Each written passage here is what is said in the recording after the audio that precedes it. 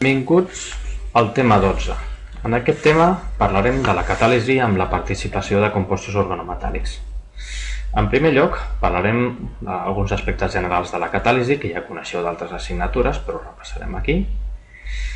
I seguidament el que farem és fer un estudi intensiu d'aquells mètodes catalítics en els que participen els compostos organometàl·lics més importants industrialment. En acabar el tema, hauríeu de saber definir què és un procés catalític, què són els aspectes que caracteritzen un procés catalític, si és millor o pitjor, el toc i el ton, la selectivitat, economia atòmica, etc. Comprendre un cicle catalític, això és fonamental en aquest tema, i aquelles reaccions més importants catalitzades pels compostos metàl·lics. Bé, en primer lloc, qualsevol reacció química, com sabeu vosaltres, el pas de reactius a productes pot passar per una intermig o un complex activat de més gran o més petita energia.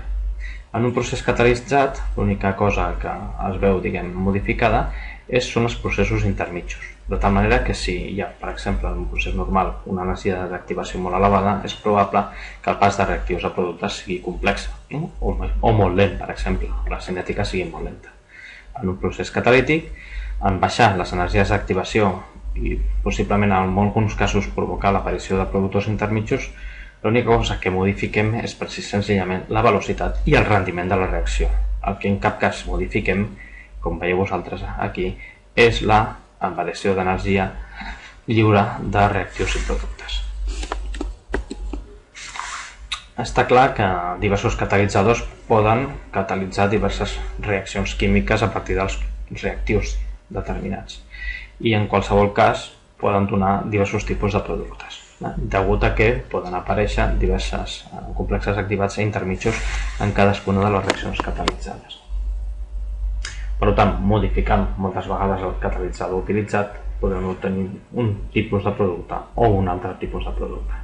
D'aquí que s'utilitzin compostos organometàl·lics perquè ja sabeu vosaltres que són bastant fàcils en principi de manipular i de modificar. Aquí tenim, per exemple, un exemple. La hidrogenació, per exemple, amb un catalitzador de rodi d'aquesta, com veieu vosaltres, de cetona conjugada, dona, com vosaltres veieu, la hidrogenació dels dos carbonis olefínics, mentre que amb un complex de ruteni la hidrogenació es fa sobre el carboni carbonílic per donar un alcohol, com veieu vosaltres aquí, de tipus alílic. Hi ha diversos tipus de catalitzadors. En general són els heterogenis, que no és el tema que parlarem aquí, en el qual els catalitzadors es presenten en una fase diferent de la dels reactius. Per exemple, el que ja coneixeu vosaltres de química orgànica, el platí per hidrogenars alquens o el níquel rari. I en aquest tema parlarem sobretot de complexos homogenis. En general, els compostos organometàl·lics es dissolen en el mateix mitjà en el qual fem la reacció catalitzada. D'acord? Un cas de catalitzador heterogeni, recordeu vosaltres que era el catalitzador de Ziegler-Natta. En aquest cas, el producte és un compost de titani activat a la seva superfície amb el trietil-alumini que catalitzava la polimerització d'olefines, però hem de recordar que aquell catalitzador era un catalitzador heterogeni. Un altre factor important a tenir en compte en una reacció estequimètrica catalitzada és el fet de determinar quins són els productes utilitzats i si hi ha o no economia atòmica.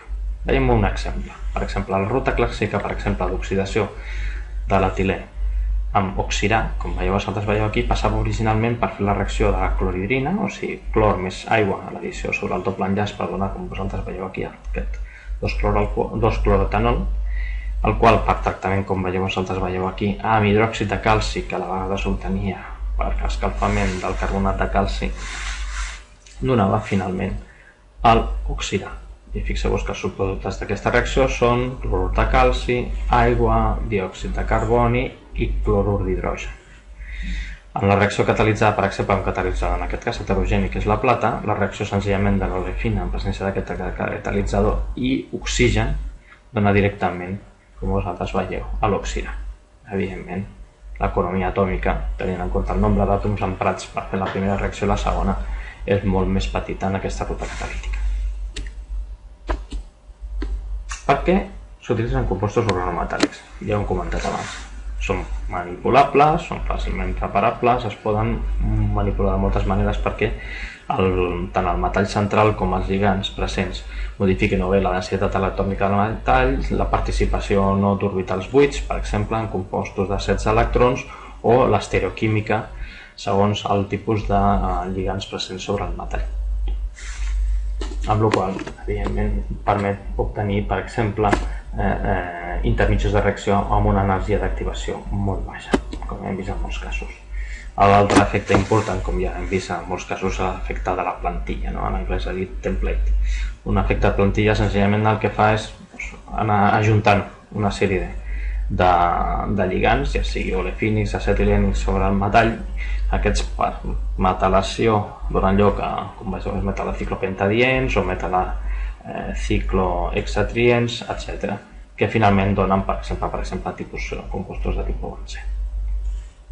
Aquí falta un signe menys. Evidentment, els compostos organometàl·lics, com hem vist, s'activen moltes vegades per coordinació.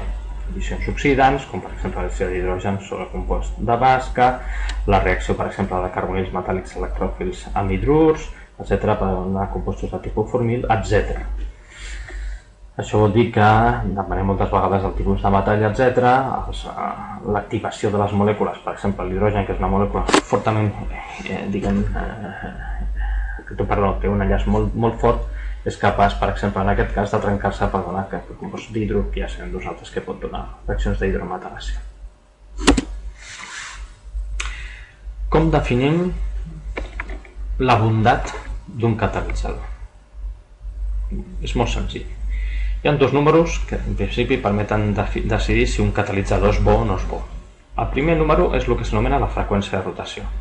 Prenem un temps determinat, posem-li 5 minuts, 10 minuts, un segon, i calculem en aquests temps quants mols de producte per mol de catalitzador s'han formats.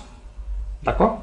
Aquest número, anomenat TOF, Turnover Frequency, ens diu lo ràpid que és el nostre catalitzador d'alguna manera en transformar els reactius en productes. Els catalitzadors més actius són aquells que tenen un TOF elevat.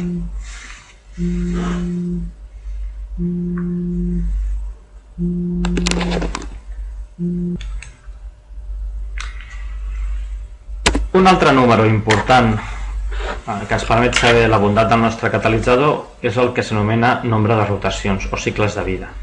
Donant que deixem, per exemple, el catalitzador en contacte amb els reactius i esperem a veure quan s'acaba la reacció, el nombre de mols de reactius convertits dividit per mols de catalitzador és anomenat TON, o turnover, o cicles de vida.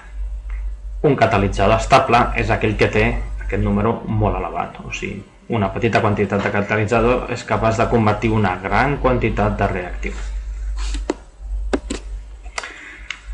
Aquí tenim un cicle catalític clàssic. En aquest cas és un cicle catalític d'hidrogenació d'alquens.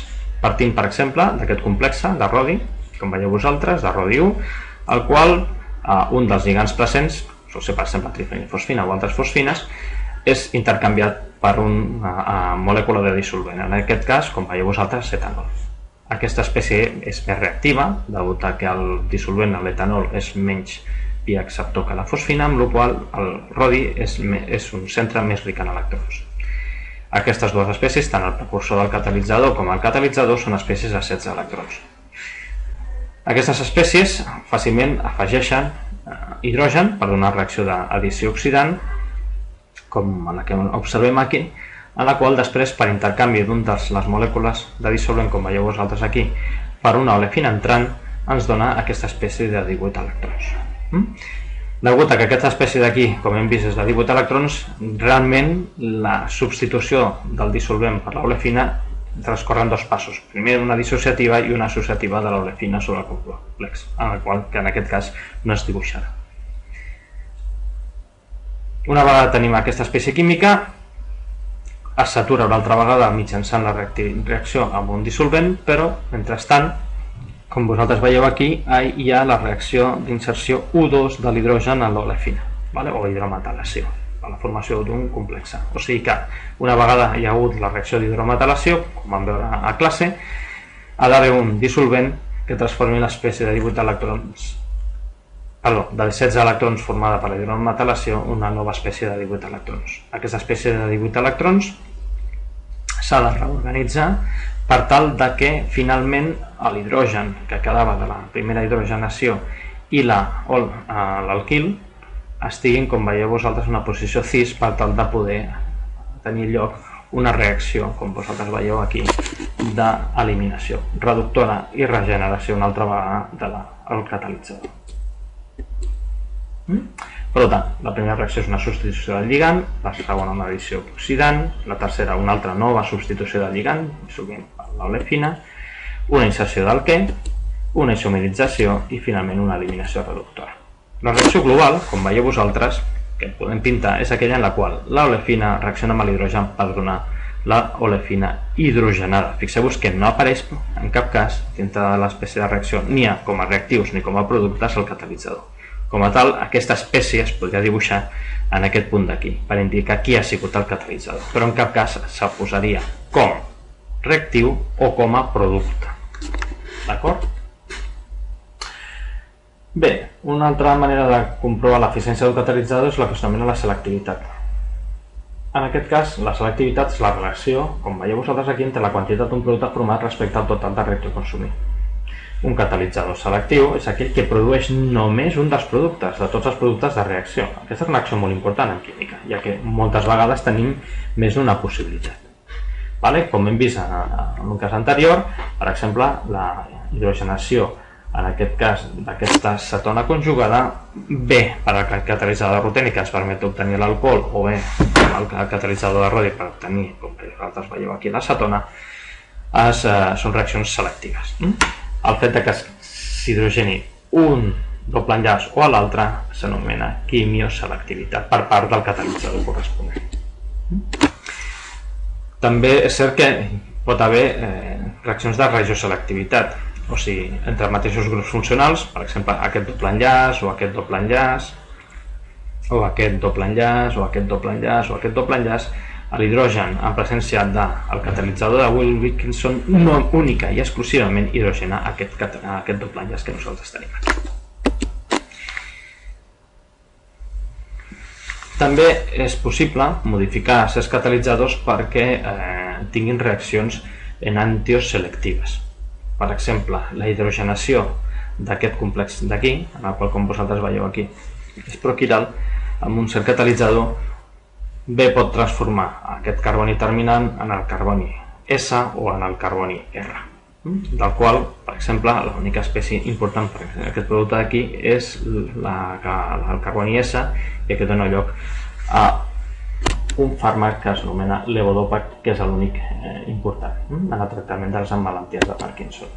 Per exemple, quin és el catalitzador en aquest cas? El catalitzador, com vosaltres veieu, és un complex de rodi amb la ciclooctadiè catiònic, com vosaltres veieu aquí, perquè com a contaminant tenim el tetrafluoroborat, però fixeu-vos que les dues fosfines que estan coordinades sobre el rodi són fosfines quirals, ja que aquests dos centres de cadascun dels fòsfors tenen 4 substituents diferents, un fenil, un rodi, aquesta cadena carbonada i aquesta cadena carbonada d'aquí. En tots dos casos, els dos fòsfors són quirals una vegada estan coordinats sobre el rodi.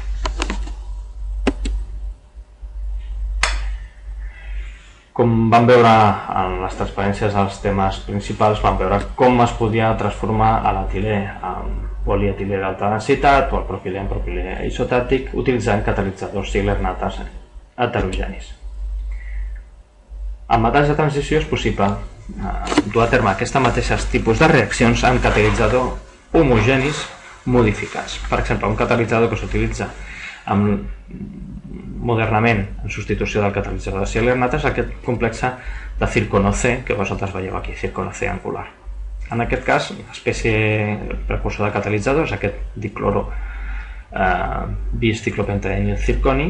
Veieu que està substituït, com veieu aquí, per una espècie de ciclohexà, els dos carbonis aquests d'aquí, perdó, els dos hidrògens del ciclopentadiè, el qual es fa reaccionar amb el MAO. El reactiu MAO senzillament és un metil òxid d'alumini polimèric, el qual és capaç d'arrencar un dels clors per donar una espècie catalítica activa, com veiem aquí. Per exemple, en aquest cas, el MAO s'utilitza per arrencar clors, d'acord? Per generar un forat de coordinació, el qual és utilitzat per l'olefina per coordinar, activar-se i començar a polimeritzar. En el cas de l'etilè, dona lloc a un polímer d'alta densitat, però en el cas del propilè, l'orientació d'aquests ciclopentadiens fan que l'entrada del corresponent proper a la coordinació es faci de la manera més lluny, grup metil, dels dos ciclopentadiens, de tal manera que la polimerització es fa sempre en la mateixa direcció.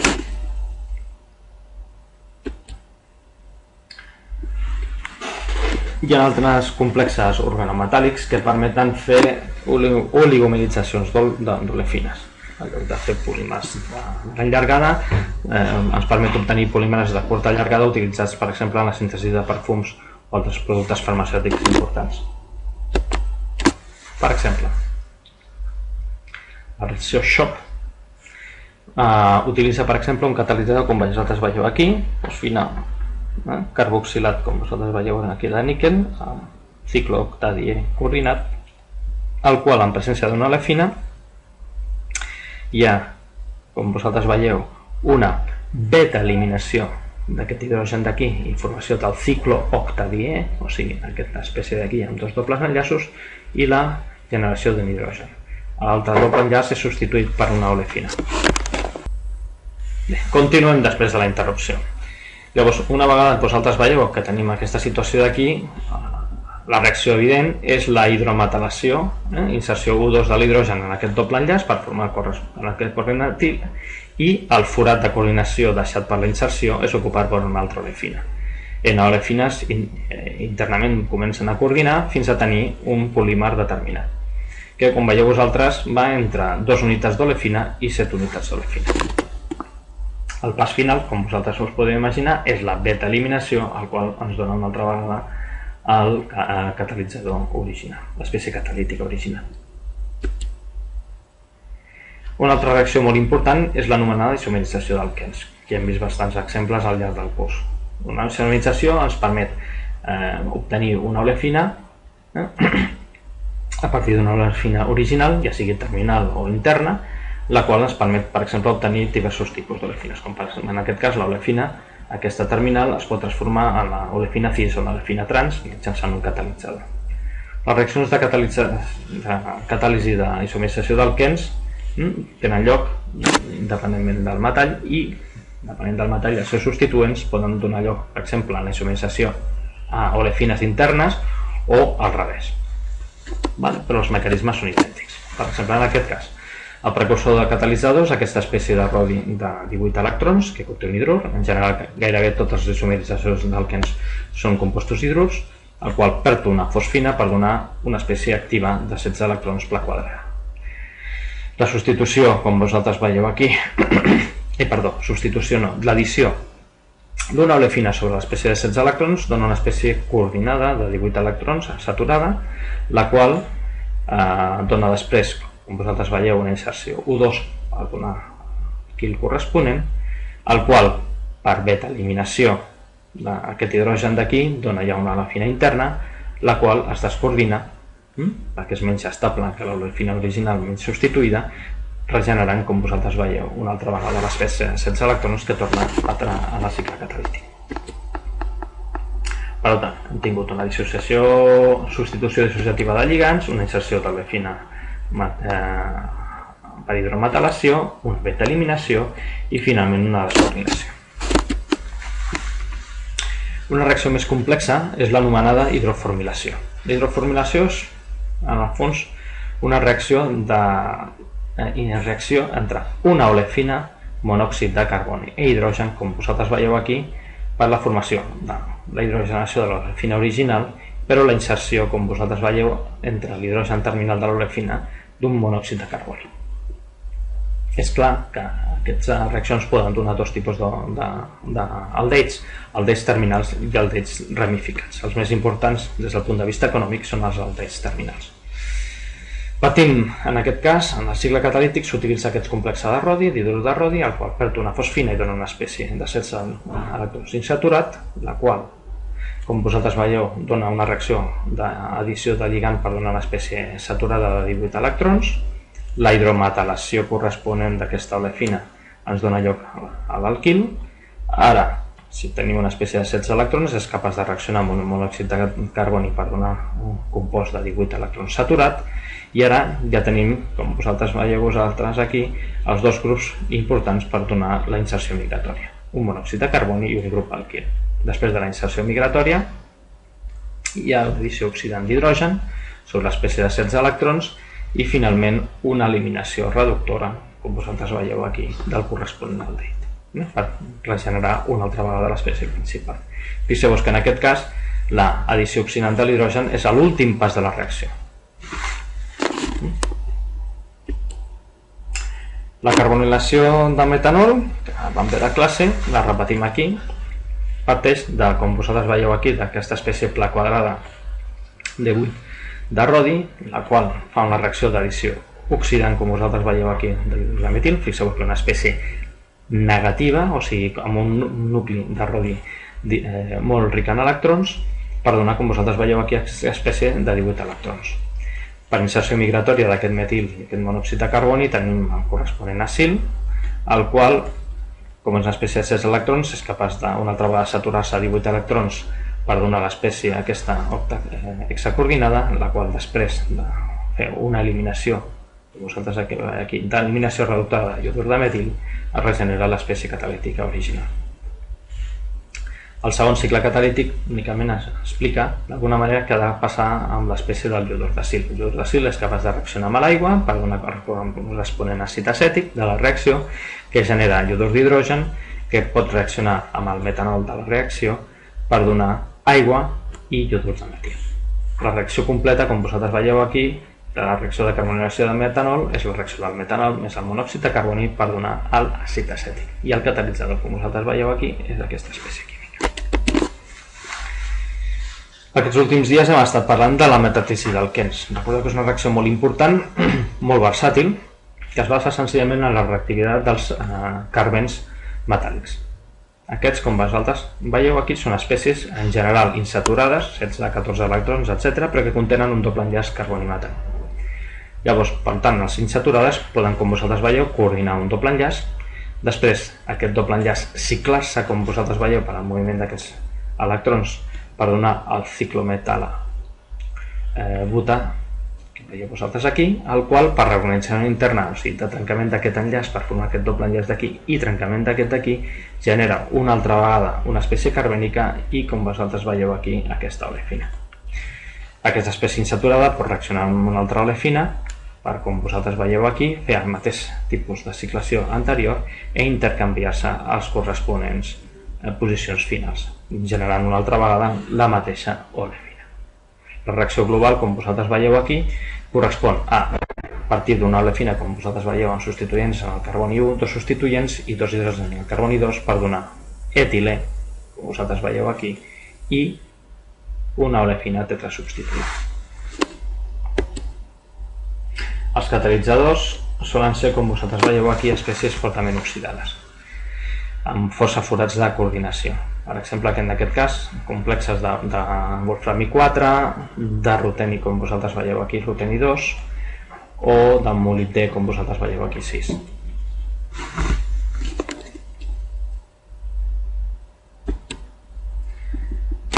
Diversos tipus de reaccions en les que el mecanisme és una metàtesis d'alquens els tenim aquí. Per exemple, una d'aquestes és el ring closing metàtesis. En aquest cas partim d'una diolefina terminal, la qual en presència del corresponent catalitzador de carben ens dona, com vosaltres veieu aquí, una olefina cíclica més l'etilè. Fixeu-vos que aquest etilè correspon als dos CH2 terminals de cadascun de l'olefina original. Ring opening metàtesis és exactament la reacció contrària, d'acord? O sigui, partim d'una olefina cíclica, la qual ens permet obtenir una olefina lineal amb dos dobles enllaços terminals. I per últim, una de les més importants és aquella en la que, participant una olefina cíclica en presència del catalitzador, obtenim el corresponent polímer, com vosaltres veieu aquí, amb dobles enllaços alternats.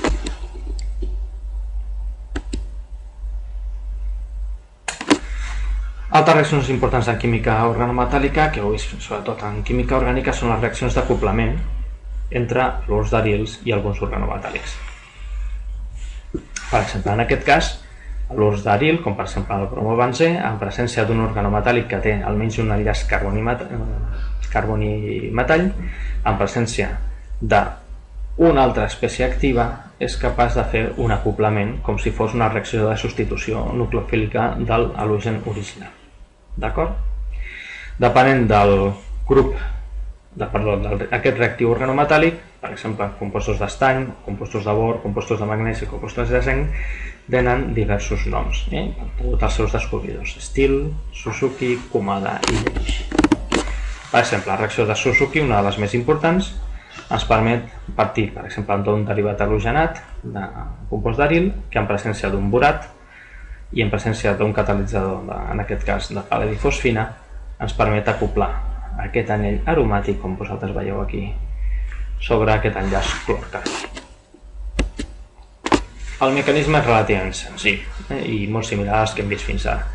L'espècie catalítica sol ser una espècie de 16 electrons, com vosaltres veieu aquí, promoguda a partir de l'espècie de 18 electrons per dissociació d'una fosfina, la qual pateix, com vosaltres veieu aquí, una addició oxidant. Aquesta espècie, per un quadrat de 16 electrons, és capaç de, per metàtesi amb el compost organometàl·lic extern, o sigui, el derivat d'estany, de bor, de magnesi o de zinc, de substituir el brom per un grup alquil. Una vegada tenim el grup alquil, l'eliminació reductora d'aquests dos substituents ens permet obtenir el producte orgànic final i, en presència de trifosfina per ocupar els forats de la coordinació, regenerar, com vosaltres veieu, el complex de 16 electrons catalitzador original. Aquí teniu diversos tipus de reaccions que ens permeten la reacció de Suzuki. La reacció de Heck és una reacció similar a l'anterior, però fixeu-vos que no partim d'un compost organometàl·lic actiu. En presència del catalitzador de pal·ladi, l'espècie original, com vosaltres veieu aquí, conté hidrògens sobre l'olefina. El fet és que aquests compostos, quan ja sabeu vosaltres que coordinen sobre els metalls, poden activar-se, ja que l'olefina adquireix una càrrega positiva i aquests hidrògens poden tornar-se àcids. Llavors, en aquest cas, com vosaltres veieu aquí, la substitució d'un d'aquests dos hidrògens per aquest fragment d'aquí ens permet obtenir, com vosaltres veieu, aquest tipus de molècules orgàniques. En el fons hem fet una addició d'una olefina sobre un grup orgànic aromàtic. Els exemples és la formació del naproxen, un antiinflamatori molt important.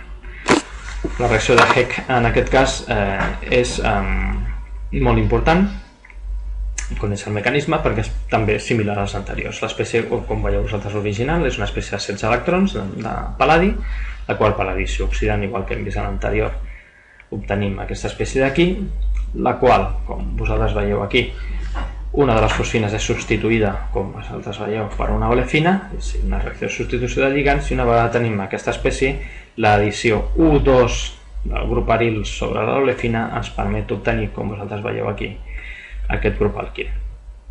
D'acord? Evidentment, la beta-eliminació d'aquest grup ens permet obtenir l'olefina, finalment, amb la generació d'un hidrogen i un grup halogen. Això s'anomenaria una isomerització dels grups funcionals, als quals, en presència de la trietilamina, com vosaltres veieu aquí, es deshidrogena aquests dos substituents per formar el bromur de trietilamoni i regenerar l'espècie catalítica original.